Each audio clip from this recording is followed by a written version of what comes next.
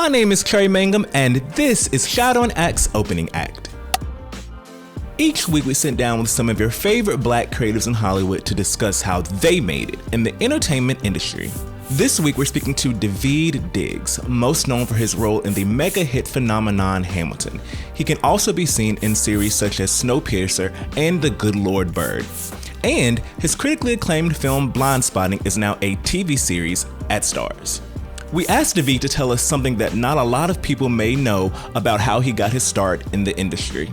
So I'd come back to the Bay Area after college, and there's this big, they still do this, there's a big like cattle call style audition for all the theaters in the Bay Area send representatives to this one audition. It's called Theater Bay Area, and then so you go there and you do like 2 minutes of something, and then hopefully people call you, and everybody has a big sheet with your name on it. And so it's a chance for all the theaters to see new talent or whatever. So I went there and did that and got a call from a little theater company called Custom Made Theater Company. And we did a production of Temptation by Václav Havel, which is an adaptation of the Faust story. In an office park, that theater was actually in an office in the Mission in San Francisco, and it was like in an office building. They had just taken over one building or one office, and so like one of the rooms was like would have been the lobby, and then like you moved into the theater, which was just another office. It could only seat like maybe 60 people or something.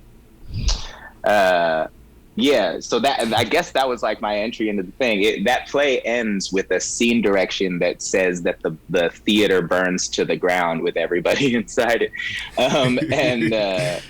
And our adaptation of that at the time was like some weird sort of Guantanamo-esque thing where I was like stripped naked and then put in an orange jumpsuit, and like all the other characters had become the devil, and they were like laughing at me, And my mom tells this story about going to see that show and walking down the stairs. So the office is up on like the 5th floor or something. She's walking down the stairs and she hears behind her some like older women saying like, "Wish I had sat if I'd known he was gonna get naked like that, I would have sat a little bit closer." And my mom having to turn around and be like, "That's my son." Like everybody gets into the business of thing, naked on stage. And, I will say that I guess most people got to know you, I guess mainstream recognition with Hamilton. And I would say, I guess I was a late adopter to Hamilton, because I remember you from the first time I remember seeing you was guest starring on Law and Order SVU in one of the, episodes, which I think is also kind of like, something that many actors go through. I feel like most actors either start on a Law and Order guest spot or they're on a soap opera. It's either one or the other before everyone gets big. But what is an early career role, whether it could be on stage, it could be on screen, that you think has had the biggest impact on your career today? Honestly, I toured this before Hamilton. I was touring this play called Word Becomes Flesh. It was written by one of my mentors, Mark Bamuti Joseph, who is now at the Kennedy Center, actually. And before that, he was running Yerba Buena Center for the Arts, and he also ran Youth Speaks when I was a kid. So I like came up sort of learning and then also teaching poetry classes through his organization. He had this show that he wrote as a solo performance piece. There was a series of letters to an unborn child that he was writing while his son was being born. And 10 years after he performed that, which I saw his performance at that, I was interning at the Hip Hop Theater Festival in New York. And 10 years later, he decided to remount it, but with a divided up amongst a cast of 5 Black men. And getting to perform some of these words that had already had a profound effect on me, that were about fatherhood, that were also in verse, and they were also danced. And this is the first time for me that Bamuti does this thing where he doesn't believe that word exists without body. The physical manifestation of speaking is part of language. And so it was the first time as an actor I ever felt particularly connected to my body. I'm like a pretty heady guy. And that is probably a thing that has ended up serving me so well throughout my career, is being able to connect what my voice and what my brain is doing to like being intentional about the way my body is moving. And I really learned that in that show from him and from the other dancer poets in that show. And so that probably for me is still the one I still see the biggest ripple effects from. Yeah, yeah. And now I want to dive into Blindspotting, which was, one of my favorite films of that year. I remember I first saw it back at Sundance, and it felt like it was taking forever for it to finally be released in theaters. Everyone's like, "Oh, I want to see this movie," and I'm like, "Yeah, I saw that movie months ago, and I've been waiting to see it too." Did you always know that you wanted to do something else after that film, whether it was a sequel, a series, or just some sort of revisiting of it? Did you think about that when you first conceptualized Blindspotting, even before the film? No, definitely not. It took us 10 years to make that film. And we were done. We were definitely not trying to make a TV show out of it. It was not our idea necessarily, but once somebody presented the idea to us, it became an unavoidable one, mostly because we thought that the character Ashley was sort of underserved in the film necessarily because it was so much of Colin's story, but that she had so much to say. And so it was that was really the impetus for continuing the story, and then also being able to revisit the sort of touchstones of the Bay Area that we'd like to present and push out there, and that are fun to work in, and there's so many different characters and stories there. So we were given an opportunity to play in that world, and to and actually and to create a ton of jobs during a pandemic when nobody was working. So it was like, well, let's do it. Let's give it a try. And I'm very happy we did, because I love the TV show very much. Yeah. And like you said, you have been working on Blindspotting many years before we even saw it on screen. So I guess that was a different time when you were developing it than the time when it was released. And when I'm thinking about the time it was released, it was a particular, we're going through a very different time politically, very different time socially, and then we are now. So I feel like there's been an evolution to the part where it was a different space when you were developing it. We were in a different space when the movie came out, and we're in a different space now that the series is out. Has your lens on Blindspotting changed as time goes on? Do you think it evolves with time, or do you think generally it's always been about the same story at the core, or has like the outside kind of affected that? That's interesting. That's a really great question. I think so. The development phase was there's a difference between developing something 10 years ago and developing it for 10 years. So I do think like the version that was released was pretty close to a very contemporary thing. We had our last major rewrite was immediately before shooting. We only shot for 22 days and it was out the next year, really. So like it was pretty contemporary as far as movies go. But I think, when you're talking about the inherent PTSD of Blackness as it relates to the way that Black people are policed in this country, like that's not going out of style, unfortunately. I don't think, like, you know what I'm saying? Like the those things were true when we started making the film, were still true when the film was released, and are still true now, I think. But what I like about a movie is that the context in which you are viewing it is what matters. That actually is what makes the movie. The movie is fixed.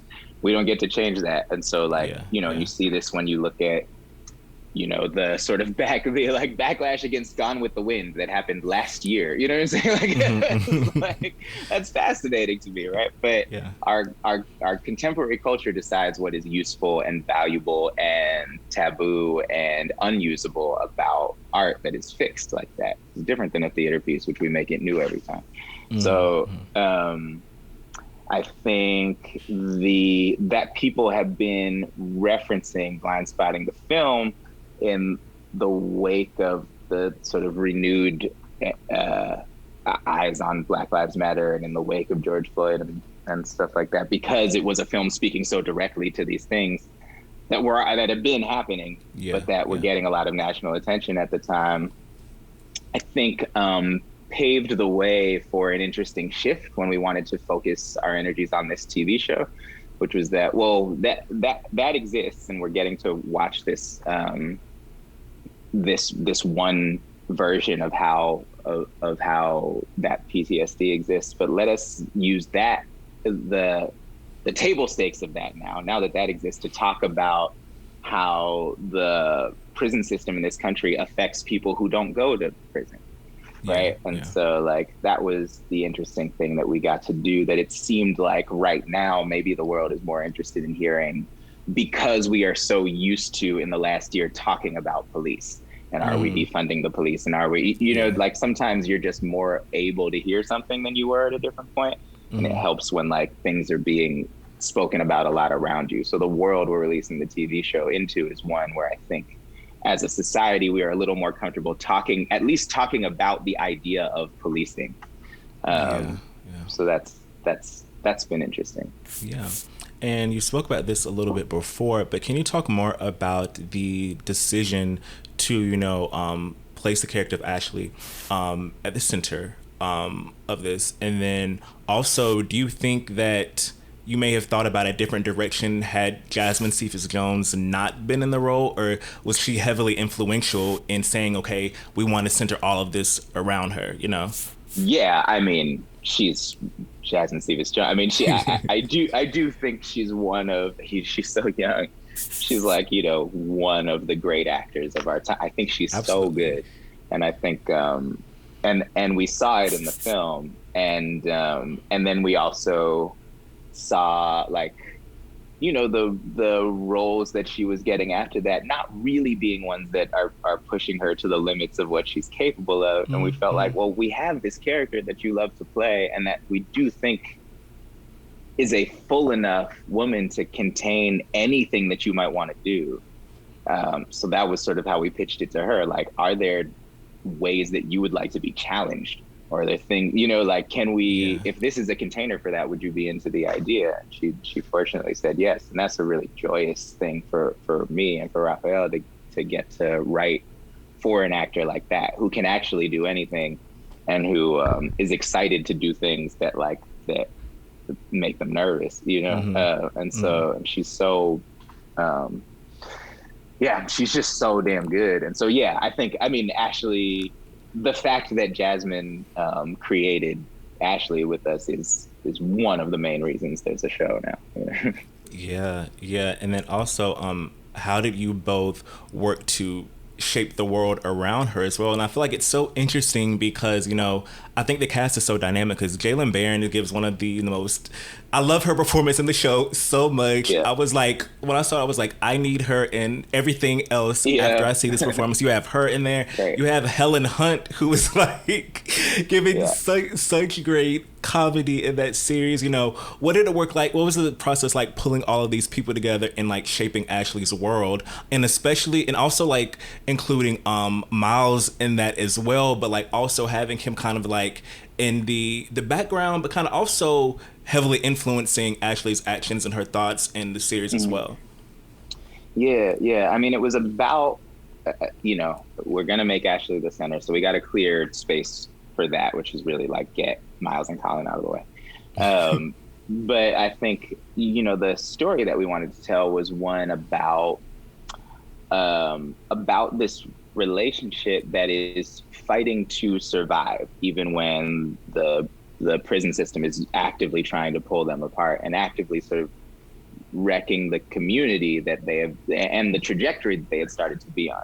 And so as we started populating the world, it was just about like, who are the people who are going to be around Ashley, who are going to be foils for her, or be supporters for her, or give new insight for her, or like, show us different sides of who she is. And in the process, that's how we figured out who these characters would be. A Trish as an antagonist who's like a kid who used to idolize her because she was around all the time, and now like can't stand her, in the way that like sisters can be rivals like that. These are the kinds of people that we put around her, but then you cast people in those roles and they add so much to them, and you start to realize that they are also like fully formed humans. And what I love is that like they're such talented actors, and they all work so hard that like they can hold the totality of their story in small moments when they have to. There's kind of a lot of characters in the show for a 30-minute sitcom, basically, and so like sometimes like we don't get in a particular episode, you can't divide up the screen time evenly. Like it really has to be focused through Ashley, but all of these other actors are grounded enough and confident enough and good enough performers to, even if you only see them for 2 minutes, like you can still get all that you need to get about where they're coming from and where they're going in the episode. And then as we manage to set up the world, you can sort of swing and focus more and more on them. So the later episodes are a little more evenly divided, which is cool. But the company is amazing, Candace Nicholas Littman and Benjamin Earl Turner, like all of these cats are, and Helen, obviously. And yeah, I agree with you. Jalen is just like, you just always want to see more of her. Like they're so good and they're so committed and they're working really, really hard, and we use them a lot. They're all have a ton of responsibility for helping to develop those characters. We ask them questions and we change scripts on the fly all the time. And we have a very adaptable writer's room also. And so like we, trying to just get it right and make sure everybody has opportunities to shine and have fun and also tell like a really compelling story. I think we really got the right people to do that. This week's Black Entertainment Trivia Fact. Though her most known Disney Channel role is her starring role as Rocky Blue on Shake It Up, Zendaya actually guest starred on a lot of other Disney Channel shows. But which one did she not appear on? Good Luck Charlie, Ant Farm, or Austin and Ally? Find out the answer next week on ShotOnAct.com. Congrats on your recent Emmy nomination for Hamilton. Were you expecting Hamilton? It was this big, once in a lifetime major phenomenon that has been going on for the past few years.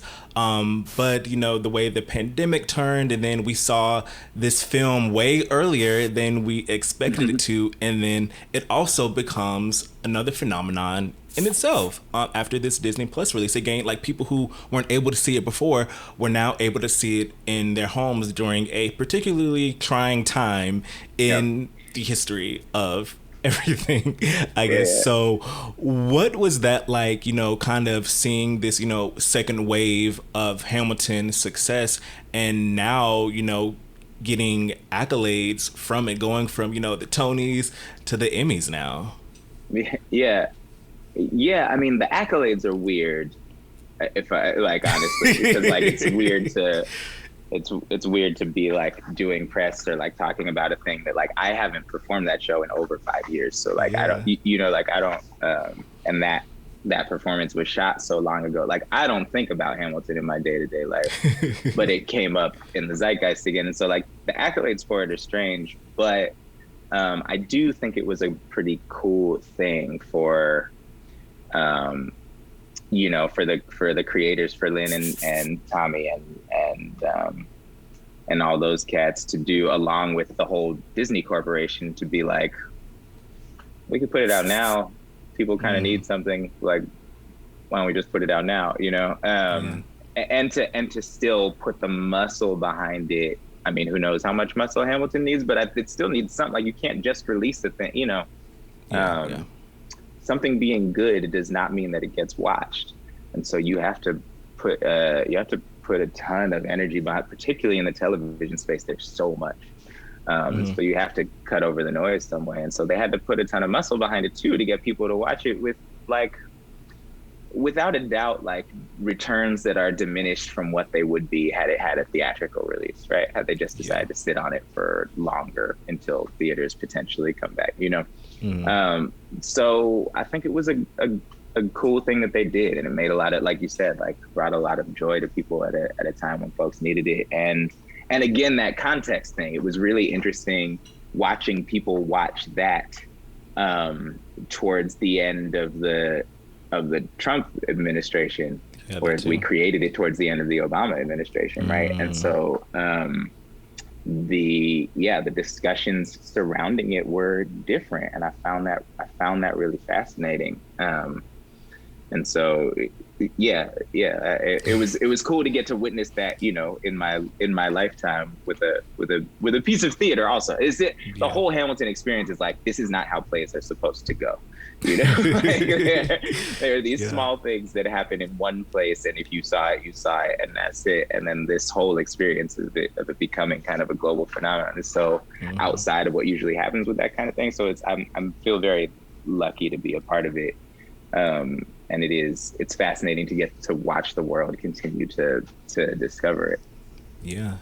And though your Emmy nom was for Hamilton, you know, there was another one worthy too, because you gave a show-stopping performance as Frederick Douglass in The Good Lord Bird, and I keep telling people to, you know, check it out, because I feel like more people need to be, you know, tuning in and talking about it. But how did playing him you know, have an impact on you? And then also, it's such a different historical tale that we've seen before. I liken it a lot to kind of the impact that Underground had when it first came out. So how did that mean? What did that mean to you? And then also, what do you think this could mean for the future of historical tales such as this? Because I feel like it was done in such a fresh way.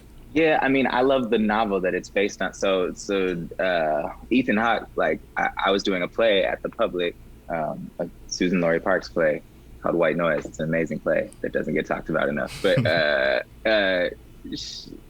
Ethan came and saw that, and then we went and got coffee the next day, and he gave me the book and was like, I think it'd be cool if you played Frederick Douglass in this, but you got to read the book first, because it's a particular take on Frederick Douglass. So I want to make sure that you're like, not everyone would be cool with it. And I loved that book so much. I mean, I could not put it down. James McBride is like he's just so good. And it is an incredible way to tell a painful part of history, right? To tell the story from the perspective of a young boy going through puberty, basically. And just like, you know, he's dressing as a girl so that he doesn't have to work very hard. You know, he found that white people can't seem to tell the difference whether it's like, if he puts a dress on, whether he's a boy or a girl. So like, you know, he gets out of a lot of work if he wears a dress. But then he gets swept up in John Brown's revolution, and getting to tell this story about John Brown's raid on Harper's Ferry, which we don't teach in our schools.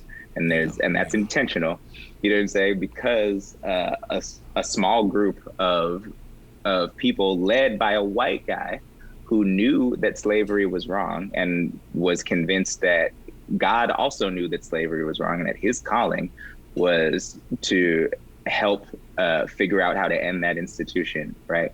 Brought the country to its knees, took over the most powerful armory, even for just a few days in the nation. That's a dangerous story to tell, and they don't teach it to us, you know. Getting to tell that story through the eyes of this young kid who doesn't have any awareness of the history of it, who just knows that, and you know, who says things like, well, you know, when I was a slave, I wasn't ever hungry.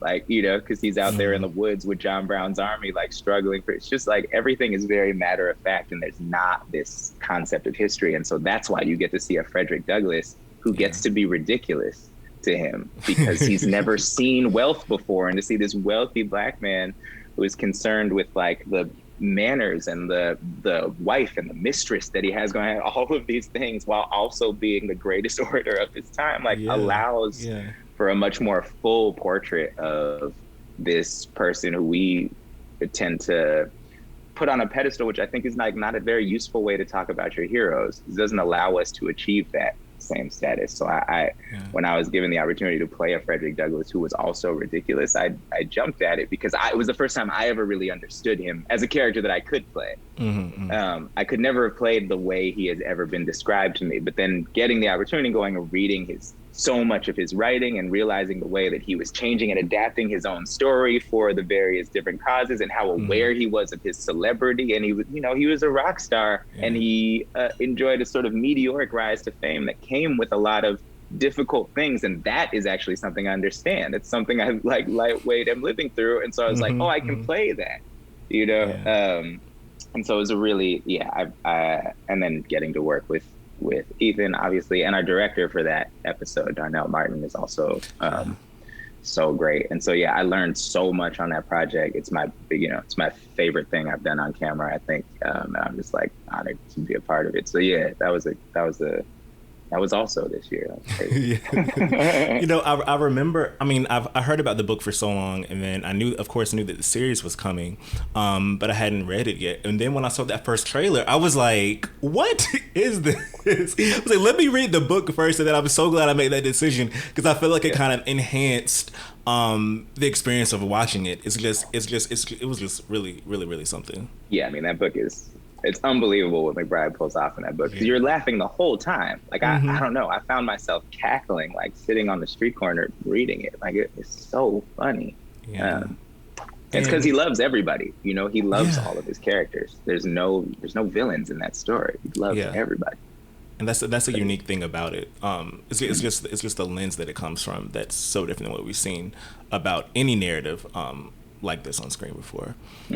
And you talked a little bit about, coming up with going into production and doing things with Blindspotting, the series during the pandemic. As a creative, what's something that you think that you've learned about yourself and your craft and the creative process after going through this year that we've went through, in the pandemic, being in quarantine, and all of that? How have you come out of all of this? That is also a great question. I think for me, shooting the series, there was, because I was a producer, and on that end of things, I was so concerned for everybody's safety. It was more than like the fear of getting shut down. That actually, like, there were separate COVID budgets to deal with that. It was that this hyper awareness that we had 260 or something employees, what I'm saying? Like, that somebody would come to our set and get sick and potentially go home and get their family sick was like so terrifying to me. So we beefed up our restrictions like crazy.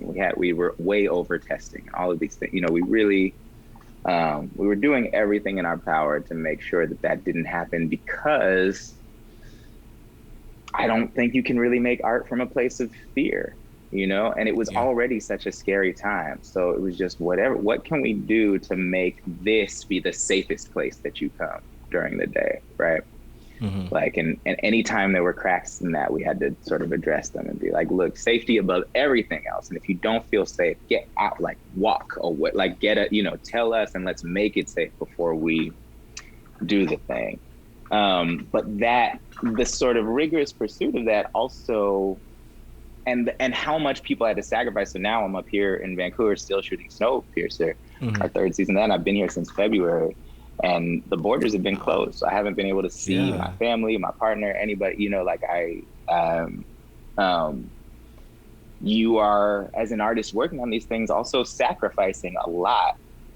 And so my big takeaway from all this time is like, I really want to be working on things that are striving to be excellent.